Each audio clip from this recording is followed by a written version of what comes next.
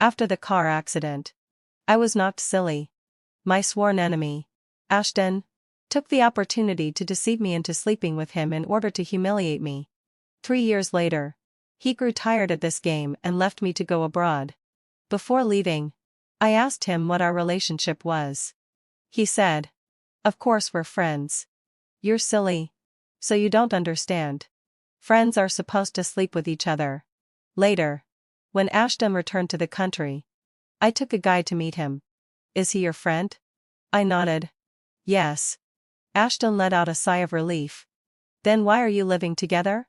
Didn't you say that friends are supposed to sleep with each other? Now I'm sleeping with him every day. Ashton was coming back to the country. His assistant took me to the airport to pick him up. We waited and waited. But he still didn't arrive. I lowered my head to look at my watch because Finlay had said that he didn't want me to go back till late. I didn't want to make him angry. So I said, I want to go home. I don't want to wait for him anymore. The assistant immediately became anxious and started pacing around me. President Ashton should be here soon.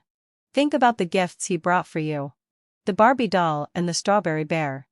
These two toys really hit the spot for me. I nodded and compromised. The next second, Ashton walked out of the airport. He was wearing a black shirt, and the necklace around his neck kept swaying with his movements. He still had that unruly look. He walked up to me in a few steps and reached out to hug me.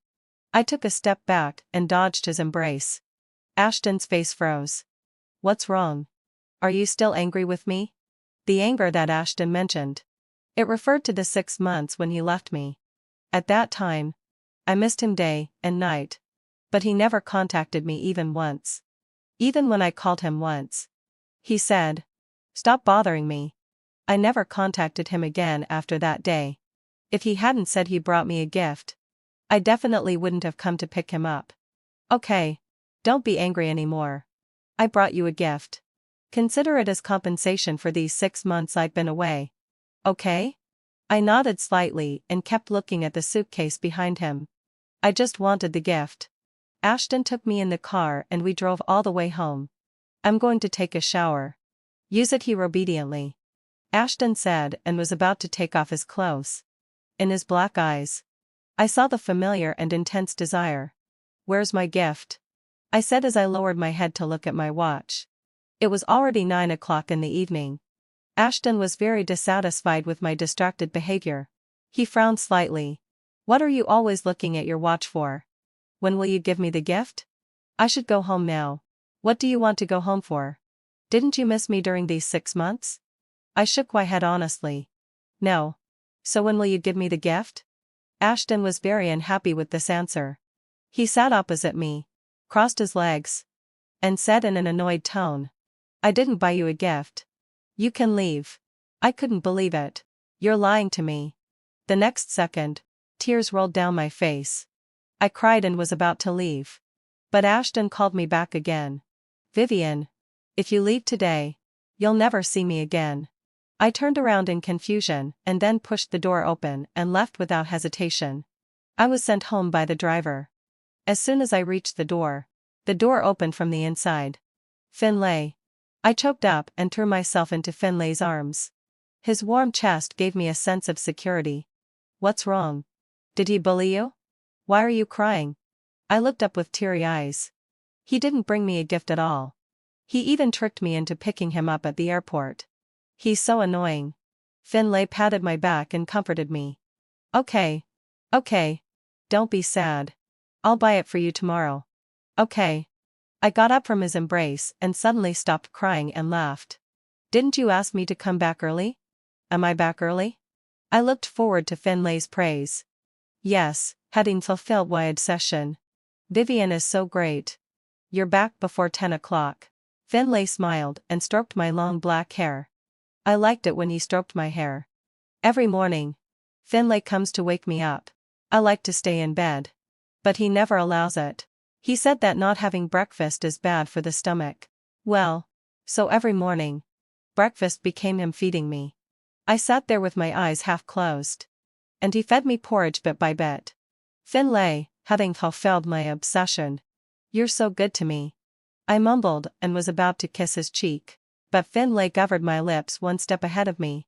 There was also a sadness in his eyes that I couldn't understand. I'll say it again. No matter how touched you are, you're not allowed to kiss strange men. Finlay said seriously. Which was rare for him. I reached out and tugged at the corner of my clothes with a wronged look. But Ashton said that to express gratitude, you should kiss. Finlay let out a sigh and held my cheeks in both hands. Vivian. Do you believe me or him? Of course I believe you. No matter what the reason is. You're not allowed to kiss men in the future. Whether they're strangers or people you know. Not even you? I looked into Finlay's brown eyes and asked sincerely. Not even me. Okay. I compromised. But in my heart, I thought that since he didn't allow me to kiss him when he was awake, I could secretly kiss him when he was asleep. At noon, Ashton called me. He woke me up from my nap. Before I could say anything, he said first, if you want the gift, come downstairs. I was slightly taken aback. I'm not going downstairs. You can't trick me again. Do you want it or not? If you don't want it, I'll give it to someone else. I want it. I want it. I got up, put on my clothes, and carefully peeked out. Sure enough, Finlay wasn't in the living room. At this time, he usually painted. I thought about it and didn't want to disturb him. I could go out by myself. I went downstairs and saw Ashton leaning against the card or from a distance. He waved at me like he was teasing a puppy. I trotted over and couldn't wait to say, "Where's my gift?" "Here it is." Ashton handed me the box in his hand. "Actually, I prepared another gift for you." "What is it?" I looked at him in confusion. Then he took out a jade bracelet as if by magic. "Let me put it on for you." Before I could refuse, Ashton had already pulled my wrist and put the jade bracelet on. He looked at it in the light and a smile appeared on his lips. "It's very beautiful. You used to like these things the most." Ashton's gaze fell on me again. "Aren't you supposed to express your gratitude to me?" I immediately understood what he meant. He wanted me to kiss his cheek. That's what he told me before. "No. I can't." I refused. Ashton frowned. "Why not?" "No reason. I just can't." I turned around and was about to leave. But suddenly the words Ashton said yesterday popped into my mind. "Didn't you say you would never see me again?" I asked him. The smile on Ashton's face froze instantly. "Do you want to never see me again?" "Either way." After saying that, I turned around and left. I completely ignored Ashton's gloomy face. I didn't take off the jade bracelet in front of Ashton because I was recently worried about Finlay's birthday. I once asked Finlay what he wanted for his birthday. Finlay said he didn't want anything and that things were fine now. That wouldn't do because Finlay bought me a gift on my last birthday. The nanny who took care of me said that this was called reciprocity. And I couldn't owe him. I wanted to buy some gifts for him. But I found that I didn't have any money. I also didn't know the passwords for those bank cards. I wanted to find my father. But my father refused to see me. I didn't know why. I asked the nanny. But the nanny hugged me and cried. "Miss, you've suffered so much. You've made so many contributions to the company. Even if you don't have credit, you have hard work. But they treat you like this just because you're no longer valuable. The world is too realistic." I didn't understand what the nanny said. So I just patted her back gently. I wanted her not to be so sad.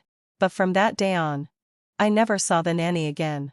The last thing she said to me before she left was, "Miss, if you really want to buy a gift for Finlay, you can pawn the things you don't like and use the money you get to buy him a gift."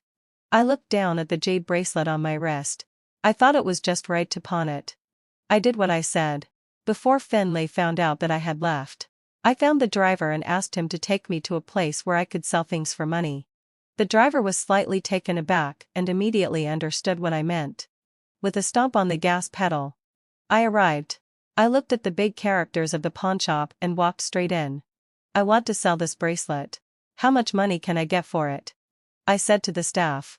The staff looked at the jade bracelet over and over again. "Do you have the appraisal certificate and a receipt?" I didn't know what these were. So I shook my head. "Then for this jade bracelet, I can only give you 30. Bajura yuan."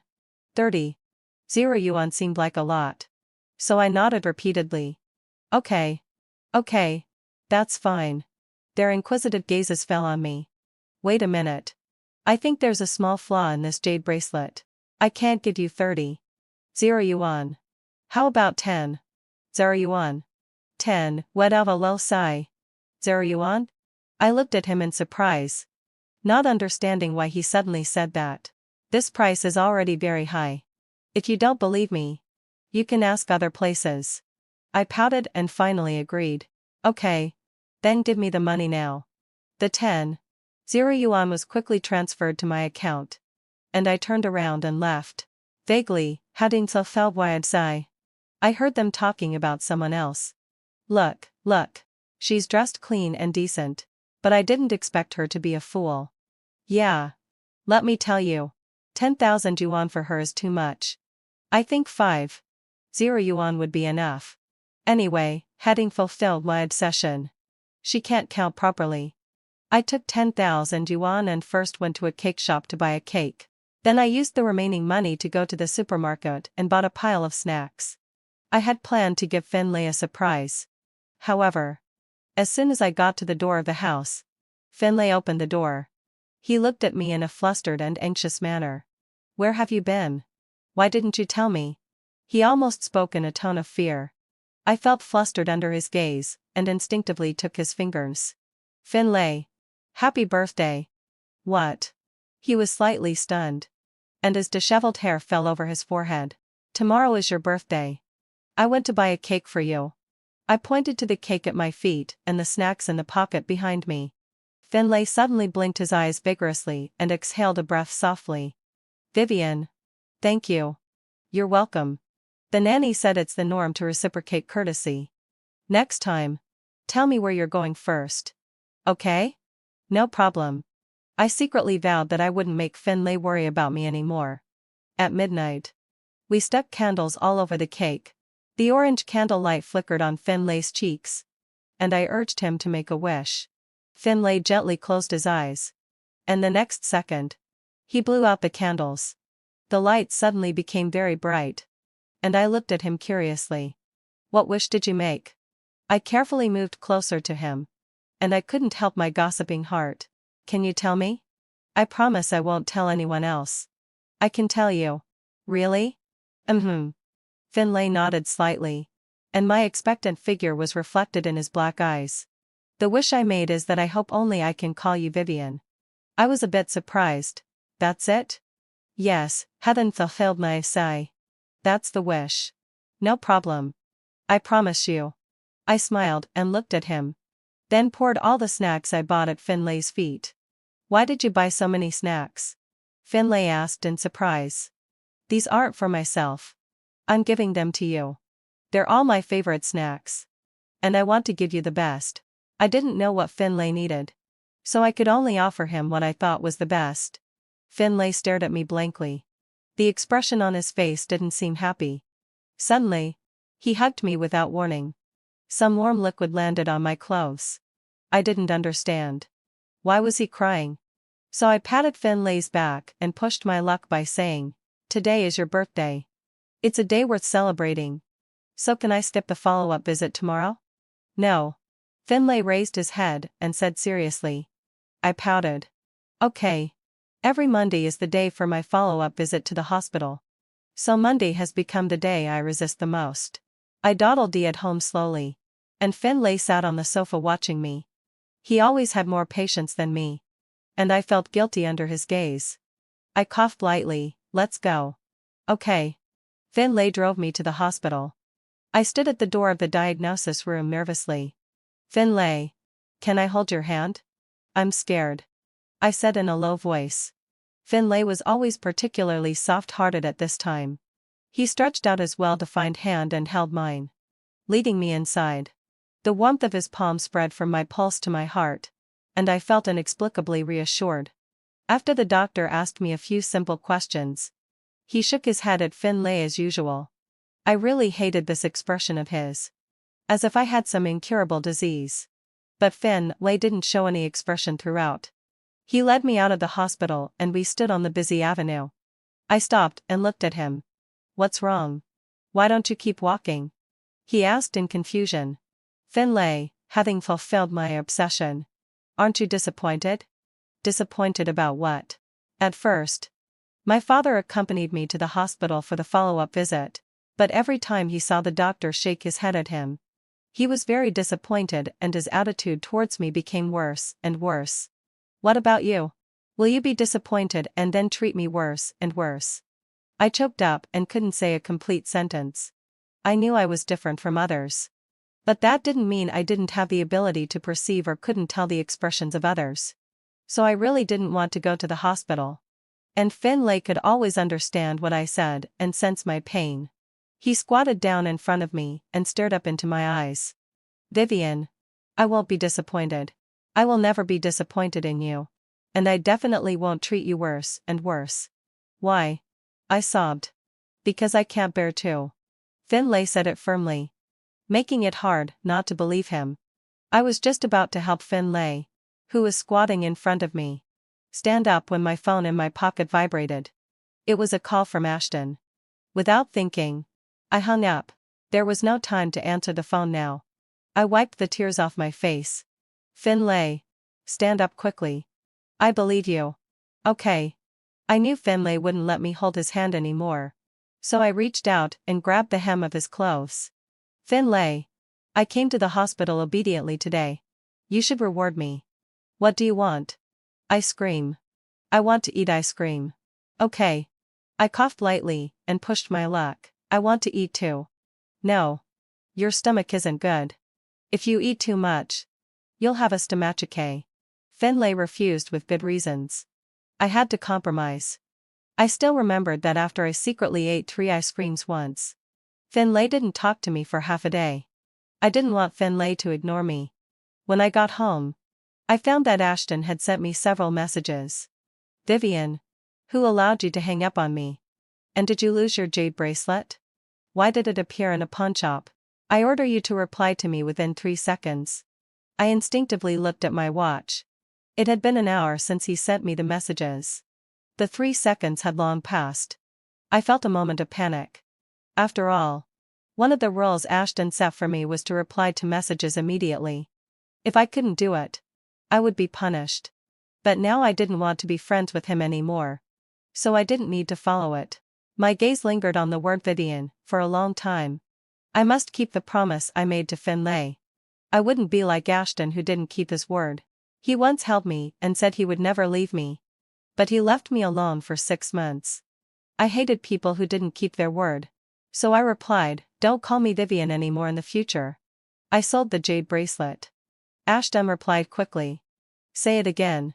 I tilted my head in confusion. In the end, I sent it to him again as he said, don't call me Vivian anymore in the future. I sold the jade bracelet. Soon, and the so. Ashton sent me a voice message. Do you know what you're saying? What's wrong? Has your IQ regressed again? Now you apologize to me right away. And I'll forgive you. Apologize? I didn't do anything wrong. So why should I apologize? So I replied, I will never apologize. After that, Ashton didn't send me any more messages. However, the next day, having fulfilled my obsession, my father took the initiative to contact me. My father simply told me to go back home in the evening. I readily agreed. I thought my father missed me. I jumped up joyfully and shared this with Finlay. Finlay was as happy as I was. He even chose the clothes for me to wear when I went back. But after putting them on, I didn't think I looked pretty.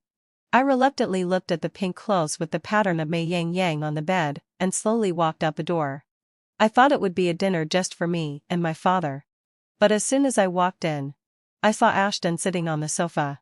Vivian, come here, my father said to me. I walked over carefully and asked in confusion, Dad, why is he here? Don't be so impolite. I pouted. Vivian's dad. Don't scare her. Maybe Vivian still holds a grudge against me for those 6 months when I went abroad, Ashton said with a smile. What does she understand now? The company's affairs still depend on you young people now. My father paused and his gaze landed on me. I heard from Ashton that you sold the jade bracelet he gave you? I tugged at the hem of my clothes nervously. Yes. How could you sell something that someone gave you? Hurry up and apologize to Ashton, my father said to me sternly. I shrank my shoulders, and saliva kept secreting in my throat. Why should I apologize to him? Why didn't he mention the fact that he deceived me? What's more, the thing he gave me was mine, and I could dispose of it however I wanted. Just like when I gave him my favorite doll on Ashton's birthday. He threw it into the trash can. Did I say anything? Did I ask him to apologize to me? So I said stubbornly, I'm not wrong. Why should I apologize? I said you should apologize. So just do it. Don't talk so much nonsense. My father suddenly stood up and looked down at me. The look in his eyes was too complicated for me to understand. And Ashton beside me was watching this farce with great interest. I won't apologize even if I die, I said slowly, meeting my father's gaze. The next second, my father's palm landed on my cheek. I didn't understand why my father unconditionally took Ashton's side without asking about the cause and effect. I hate you guys. I shouted this out and ran out without looking back. Tears blurred my vision ahead. In a blur, I heard Ashton calling my name behind me. But I didn't want to pay any attention to him at all. When I stopped, I realized I had come to the cemetery. I slowly walked forward along the path in my memory and finally stopped in front of a tombstone. Looking at the blurred photo on the tombstone, I finally burst into tears. Mom, I miss you so much. Mom, why did you leave me so early? I miss you so much. Do you know that? Mom, can you come back and accompany me? I don't need much. Just one day will be enough. I knelt on the ground, and my voice was already hoarse. My mother passed away due to cancer when I was 6 years old, and I haven't had a mother since then. My father has been running his business outside all year round and often left me alone at home. I rarely saw my father. And when I wanted to see my mother, I could only do so in my dreams. But unfortunately, I have never dreamed of my mother. I thought that if my mother were still alive, she would never let them bully me like this. Just as I was about to cry myself into a faint at the cemetery, Ashton found me first. Ashton walked towards me slowly. Okay. Stop crying. I ignored what he said and continued to choke up. Ashton raised his hand and rubbed his eyebrows and eyes. Then he exhaled a breath softly. All right. I don't need you to apologize anymore. Let's go. As he said that, Ashton came to pull my arm. I stepped back and dodged. Ashton's eyes darkened instantly. What exactly do you want? Haven't you made enough trouble? I didn't say anything because I saw Finlay running towards me from a distance. Finlay! I shouted at him. Ashton also subconsciously turned around to look. Then we saw Finlay running up to me, panting. He anxiously looked me up and down. Vivian, are you okay? I nodded and then shook my head. Ashton frowned slightly. He really hated the feeling of being ignored. So he said coldly and firmly, Vivian, come here and come with me. Finlay's gaze finally fell on Ashton. Then he stepped in front of me to block me. Vivian won't go with you. You can leave by yourself. Who do you think you are to make decisions for Vivian? Ashton sneered. It doesn't matter who I am. What matters is that Vivian doesn't want to go with you. Vivian, tell me, who are you going with? Ashton asked me persistently. Unwilling to admit defeat, I reached out and grabbed the corner of Finlay's clothes and said firmly, I'm going with Finlay. I want to go home with Finlay. Finlay took my hand and was about to lead me away from there. However, just as I passed by Ashton, he suddenly grabbed my wrist. Ashton stared at me with a gloomy look. Who is he to you? The new nanny? Why do you listen to him so much? He's my friend. Ashton let out a sigh of relief. Then why does he ask you to go home with him? Do you live with him? I tilted my head in confusion. Didn't you say that friends are supposed to sleep with each other? Now I'm sleeping with him every day. Ashton looked at me in disbelief, and his black pupils seemed to dilate. What are you talking about? I said. That's enough. Ashton suddenly hugged his head and let out a low growl. It seemed as if he was enduring great pain. I looked at him in confusion, and soon Finlay protected me behind him. The next second, Ashton suddenly flew into a rage and punched Finlay in the face. Soon the two of them were fighting each other. Their clean clothes got stained with mud, and they didn't forget to curse each other. You actually dared to deceive Vivian too. You're a beast. Ashton cursed at Finlay angrily. I'm not as despicable as you. You're the one who's dirty and vulgar. Finlay kicked Ashton hard. After Ashton let out a groan of pain, he pounced on Finlay again. I had never seen such a scene before. It was like a horror movie. Stop fighting. Stop fighting. I went over and tried to pull them apart. However, as soon as I touched Ashton's arm, he threw me aside with great force. I stumbled and fell backward directly, hitting my head on my mother's tombstone. Blood instantly stained the corner of the tombstone red. When I fell to the ground, I saw the figure of Finlay rushing towards me. I wanted to tell him not to cry and that I was okay. But before I could say anything, I passed out. I felt like I had a dream. The dream lasted for 3 years. It was so long that when I woke up, I still felt exhausted. What greeted my eyes was a strange environment, and the smell of the unpleasant disinfectant filled my nostrils. There was a quarrel coming from outside the door. It seemed to be 2 men lowering their voices. You're not allowed to go in. Vivian won't want to see you. I think you're really overestimating yourself. The next second, the door was pushed open with a thud. I saw Ashton. In an instant, memories came crashing back to me like a tidal wave. I stared blankly as he walked towards me. Do you want some water? Ashton asked me. I didn't say anything. He came closer to me again. Why aren't you talking? His face kept getting closer in front of my eyes. Without thinking, I slapped him across the face. There was a loud slap sound, and I used all my strength. Ashton looked at me in disbelief. But one slap wasn't enough to relieve my anger at all. I raised my hand to slap him again. However, Ashton stopped my hand in midair. Are you crazy? I looked at him resentfully and gritted my teeth as I called out his name, Ashton. This sentence made Ashton freeze in place in surprise. His eyes changed from being confused to shocked. He let go of my hand and stepped back. You're okay now. I lifted the quilt, stepped barefoot on the ground, and my long black hair fluttered in the wind. Why are you so scared? Have you done something wrong? Don't worry. I won't let you off. I murmured. The news that I had returned to normal that day topped the trending searches. Messages came pouring in like snowflakes. There were all kinds of false expressions of concern. They all claimed to be my friends. But during the 3 years when I was silly, they only came to see me at the beginning. After that, whether it was Ashton's intimidation or something else, they all avoided me like the plague. In the end, there was only Finlay by my side, and I was discharged from the hospital that day. I had a lot of things to do and didn't have time to waste in the hospital. After Finlay took my luggage home, I went to the company. As soon as I walked in, I attracted most of the attention. Vivian. President Vivian. They greeted me tentatively. And there was an uncontrollable curiosity in their eyes. I nodded slightly, as a response. I walked into the exclusive elevator and went straight to the 27th floor. This was the president's office. I didn't hesitate to knock on the door twice. Come in. It was my father's voice. I pushed the door open and walked in, meeting my father's surprised gaze. Why are you here? 3 years have passed. I should come back, I said calmly. My father suddenly stood up from the chair and walked up to me in a few steps. There seemed to be tears shining in his eyes. You're really okay now.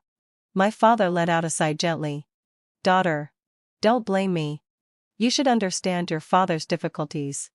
Okay. Let's not talk about this. I want to return to the company. You can call a board meeting. I didn't want to talk about the relationship between family affection and interests. Many times, it's best not to see through or expose things. Okay. I'll arrange it as soon as possible. I'm really happy that you're back, Dad. My father reached out his hand, wanting to pat my shoulder gently. But in the end, he chose to put it down. I didn't get home until 12 o'clock at night. When I pushed the door open, the lights in the living room were brightly on. Finlay was sitting on the sofa, staring at the TV without blinking. After hearing my voice, he finally turned his gaze to me. "You're back. I'll heat up the dishes for you." Finlay stood up in a hurry and was about to walk into the kitchen. "No need. I've already had dinner." I paused and then said, "I found a new nanny. She'll come over in a couple of days." My words made Finlay stop in his tracks. That's okay. It's good that you had dinner tonight." Finlay licked his lips awkwardly and sat back on the sofa. Do you still remember me?" he asked with great difficulty. I took off my coat and threw it on the sofa. "Yes, I think fulfilled my obsession. I do." "Really?" Finlay was a little excited. "Of course. We went to the same high school. You were the study committee member. And your name is Finlay. I'm really happy that you still remember me." Finlay looked at me with shining eyes. "That's enough." "What?" I didn't hear him clearly. "Nothing. Good night. Vivian." "Vivian." I nodded slightly and slowly walked upstairs. I was clearly very sleepy. But when I lay on the familiar big bed, I just couldn't fall asleep. My mind was full of Finlay's figure. In the past, my mind was filled with contracts, projects, and so on. Now it's actually filled with a person. It's really strange. Finlay and I met in high school. But I think the reason I noticed him was that he was late for the first class of the new semester. Under the gaze of the teacher and all the classmates, he slowly sat in front of me. And after class, he enthusiastically introduced himself to me. "My name is Finlay. What's your name?" "Vivian." "What a beautiful name." This was the first time someone had praised my name. I didn't show it on my face. But actually, I was happy inside. And since that day, our interactions became more frequent. At that time, the company was just starting up. My father was busy with business every day. And I didn't have a mother. As a result, I couldn't have breakfast for a long time. I don't know how Finlay found out. So when I found a piece of bread and an egg in my desk drawer, Finlay just winked at me. He said, "My mom prepares them for me every day. I'm really tired of eating them. It would be a pity to throw them away. Why don't you have a try?" I asked. "Then what will you eat?" Finlay said. "I'm not hungry." I knew he was lying. "Well, let's share it. 1/2 for each of us." Okay. So every morning, people could see Finlay and me hiding on the school rooftop, eating bread and eggs together. Later, it gradually evolved into us making an appointment to go to the library on weekends when we had a rest. At that time, I didn't understand what like meant. I just felt happy being with him. So when I was in my sophomore year of high school, because my father's company was getting better and better, he took me to move to a big city. Only then did I understand my feelings for him. But when I saved up some money and went back to the small town, Finlay was no longer there. I asked my classmates, and they said he had also moved away. Just like that, we no longer knew anything about each other. I returned to the company and took over an important bidding project. Among the companies participating in the bidding was Ashton's company. I just wanted to skin Ashton alive this time. I started to build relationships and find connections. As a result, I had been coming home drunk for several consecutive nights. However, before I could start my revenge, Ashton came first. He pushed the door open and walked in, still looking the same as before. Although there wasn't a single wrinkle on his exquisitely tailored suit, I could still see his exhaustion at a glance. His eyes were full of bloodshot, and his voice was extremely hoarse. "If you want that bidding project, I can withdraw." "Oh?" I raised my eyebrows. "Then your painstakingly prepared plan will be in vain. This is not a small amount of money." "Are you really being so kind? Isn't this what you want to see?" Ashton slowly approached me. "I've thought a lot these days. I don't want to say I'm sorry, but that's really meaningless." Ashton paused. "How can you forgive me?" "Forgive?" I sneered as I repeated the word. I thought it was particularly ridiculous to hear this word come out of Ashton's mouth. I picked up the freshly brewed coffee on the table and threw it at him. The scalding liquid splashed onto Ashton's face. He didn't take a single step back. "Get out. Get out of here." I raised my hand and pointed to the door of the office. If you can kneel downstairs of my company for a whole day and night, I might consider it. Although Ashton said he would withdraw from the bidding. But I couldn't go back on the already arranged drinking party. So I went home drunk again. I staggered into the house and saw a suitcase placed at the door of the living room. I tilted my head and thought for a long time but couldn't figure out where I was going on a business trip recently. It wasn't until Finlay stood in front of me that I realized it was him who was going out. "Where are you going?" I slurred. Finlay was still considerate at this moment. He handed me the hangover tea. "Take a sip of this. You'll feel better after drinking it." I waved my hand to refuse and stubbornly asked again. "Where are you going?" Finlay let out a sigh. "You don't need me anymore. It's time for me to leave." I looked at Finlay in confusion. When did I say I didn't need him? And why was he leaving again? When I went to the school to find him last time, he had already left. If he left this time, where should I go to find him again? So I said, "You're not allowed to leave. You don't need me anymore. There's no point in my staying here." "Who said there's no point? But look. There's a nanny to cook for you. A driver to drive you around. And a gardener to trim the garden. I'm of no use at all." Finlay sounded even sadder than me when he said this. I slowly raised my eyes and landed on his rosy and full lips. "Who said he was of no use?" I walked towards him as if possessed. Finlay was afraid that I would fall, so he quickly held me up. It was exactly what I wanted. I stood on tiptoe slightly and kissed his lips. "I'm short of a husband. You can be my husband. In my dictionary, there is no such word as regret." So the moment I opened my eyes on Finlay's bed, I decided to get the marriage certificate with Finlay. Breakfast was cooked by Finlay. And it was as delicious as ever. I drank the last drop of milk and said calmly, "Finlay, having fulfilled my obsai. Let's get married." My words almost made Finlay choke. He coughed violently twice. "You don't want to?" I asked unhappily. "No." Finlay quickly waved his hand. "I feel like I'm dreaming." I quite liked hearing this. So I stood up and leaned over to kiss Finlay's cheek. "It's real. This isn't a dream." Finlay looked at me in surprise. He slowly reached out and covered the back of my hand. "I really want to marry you. It's simply my dream come true. But I feel like I'm not good enough for you." The mottled sunlight fell behind him, making him look like an angel who had descended to the earth. I had to hold him tightly. This was my hope. And it's settled. We'll go to get the marriage certificate the day after tomorrow. Okay. Perhaps people are in high spirits when they encounter happy events. Even the people in the company could tell that I was happy. They joked with me. "President Vivian, what's making you so happy? Share it with us." I curved my lips. "I'm getting married." Then congratulations. President Vivian." I nodded. I was truly delighted about getting married to Finlay. What I didn't expect was that Ashton would get the news so quickly. I seriously suspected that someone within our company had leaked the news to him. Ashton burst into my office like a mad dog again. "I heard you're getting married. Don't tell me it's to Finlay." I looked at him coldly. "It's none of your business. You should know that you can still stand here today because it's a society ruled by law that saved you." "I know that. But you can't marry him." Ashton looked at me mournfully. "You can't treat me like this.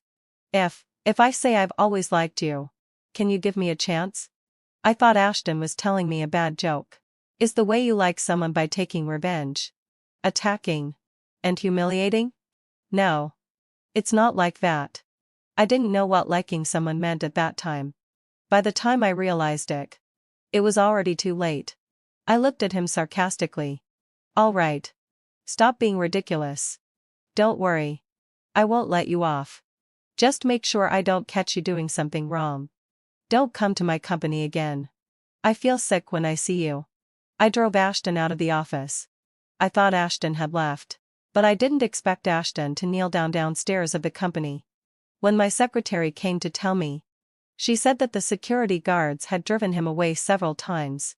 But he still refused to leave. I signed the contract expressionlessly. Let him kneel if he wants to. When I left the company at 6 o'clock in the evening, Ashton was still kneeling there. He knelt upright, looking straight ahead. The slightly cool evening wind blew the hem of his clothes, and the cold moonlight fell, making him look lonely and helpless. It wasn't until I came out that his eyes moved slightly. "Can you forgive me now?" I stopped in my tracks. From a distance, I saw Finlay waiting for me. "No. Never." I walked faster and faster. And finally, I trotted and threw myself into Finlay's arms. "Why didn't you tell me when you arrived? Have you been waiting for a long time?" I said with a touch of heartache. "No. As long as I'm waiting for you. It's never too long."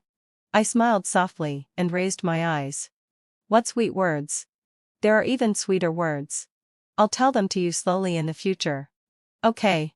We interlocked our fingers and walked slowly into the distance together. On the day we were going to get the marriage certificate, we got up early. And I even put on a delicate makeup specially. I was about to marry the boy I had loved since I was young. I walked into the marriage registration office with Finlay, feeling a little nervous. When the staff asked me if I was getting married voluntarily, I turned my head and looked at Finlay. "Of course. I'm willing to marry Finlay." Finlay put his hand around my shoulder. "I'm also willing." Then we took photos, signed the papers, and pressed our fingerprints. After going through the whole process, Finlay and I each got a marriage certificate and walked out. I handed the marriage certificate to Finlay and let him carefully put it away. My phone in my pocket suddenly vibrated. It was a call from my secretary. I thought it was something about the company, so I answered the phone. "Hello. President Vivian. Ashton had a collision with a large truck on Lanshiang Avenue.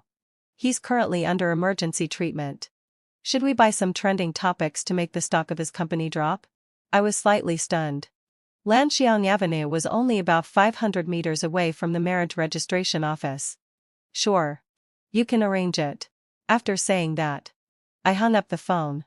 I thought that even God was helping me punish Ashton. Finlay turned his head and asked me what had happened. I smiled and shook my head. "It's nothing. But I want to tell you something. Finlay. I like you. I didn't express my love when I was young. And I've regretted it for so many years. Now I finally have the opportunity." Finlay blinked his eyes, as if he was about to cry. "I like you too." We held hands tightly and got into the car together. We drove towards the next destination of happiness. Epilogue 1. My name is Finlay. When I received the invitation to the high school class reunion while I was abroad, I didn't hesitate to accept it. The thought that had been suppressed in my heart for a long time couldn't be stopped from sprouting and taking root. I thought that there was a certain probability that Vivian would go to the class reunion. At that time, I just wanted to take a look at her from a distance. I admit that after all these years, I still miss her very much. I rushed back to the country overnight, waiting for the class reunion. However, when the day of the reunion arrived, my careful dressing up was in vain, and my excitement plummeted. The class monitor said that Vivian wouldn't come, and she wouldn't come now or in the future. I asked him in surprise why. The class monitor patted me on the shoulder and leaned close to my ear mysteriously. "You just came back to the country. So you don't know. Vivian had a car accident 3 years ago and is now a bit of a fool. She might not even know what 1 + 1 equals." I could understand every word the class monitor said, but when put together, it didn't make sense to me. That Vivian had become a fool sounded like a bad joke. My first thought was not to believe it. But when I saw the acquiescing expressions of my classmates, I had to believe it. I thought that nothing was more convincing than seeing it with my own eyes.